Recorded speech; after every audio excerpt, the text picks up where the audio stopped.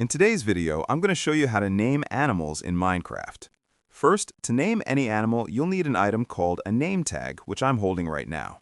You can find name tags in abandoned mine shafts, woodland mansions, by fishing, or by trading with villagers. After you get a name tag, the next step is to rename it. For that, you'll need an anvil. To craft an anvil, you first need a crafting table, 3 iron blocks, and 4 iron ingots. Open your crafting table, place the 3 iron blocks across the top row, then put the 4 iron ingots like this, 1 in the middle and 3 along the bottom. Once you do that, you'll have your anvil. Place the anvil in your world.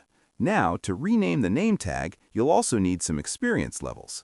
When you have enough XP, right-click the anvil, put the name tag in the first slot, and in the text box where it says Name Tag, type the name you want to give your animal.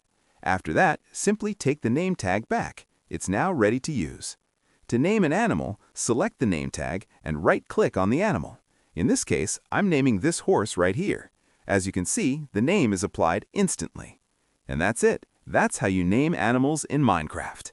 If this video helped you out, consider subscribing to the channel to support. Thanks for watching.